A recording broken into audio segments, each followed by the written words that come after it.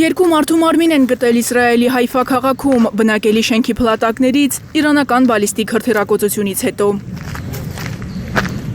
Տեղական լրատվամիջոցներն ավելի վաղ հայտնել էին, որ փլատակներում 4 մարդ է մնացել։ Շատ զգայուն իրավիճակ է։ Անջատել ենք մուտքի մոտ գտնվող գազի բալոնները եւ էլեկտրաէներգիայի մատակարարումը։ Հայֆայի տարածքում մեծ վնասներ կան, այդ թվում էներգետիկ ենթակառուցվածքների։ Երկու մարդ դեռ անհետ կորած է համարվում, որոնողափրկարարական աշխատանքները շարունակվում են։ Տագնապի ազդանշան միացավ, վազեցինք ապաստարան, հետո հզոր պայթյուն լսեցինք։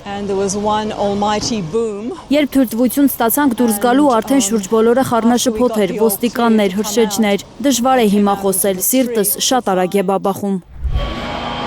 Կիրակի են իսրայելական լրատվամիջոցները հայտնել, որ Հայֆայում 7 հարկանի բնակելի շենք է վնասվել, առնվազն 9 վիրավոր կա։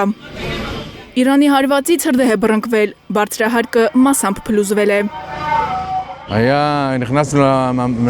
Հասանք ապաստարան ու մեր կողքի թաղամասում շատ ուժեղ պայթյուն լսվեց, անգամ ապաստարանը դղրդաց։ Իրանի արձակած բալիստիկ հրթիռի մարտագլխիկը, որը ըստ հետաքննության մի քանի 100 կիլոգրամ պայթուցիկ նյութ է կրել, հարվածի պահին չի պայթել։ Իսրայելի փրկարարների խոսքով, եթե մարտագլխիկը պայթեր, կոչնչացներ ամբողջ թաղամասը։ Իսրայելի մի քանի քաղաքներում էլ է քաոս։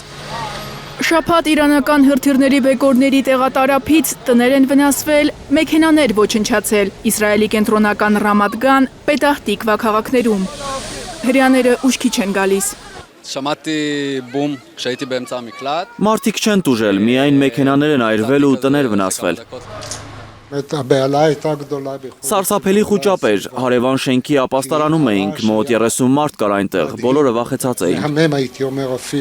Իսրայելի ռազմաօդային ուժերը հայտարարել են, որ հետաքննություն են սկսել, պարզելու, ինչու վերջին օրերին չի հաջողվել կանխել իրանական հրթիռակոծությունը։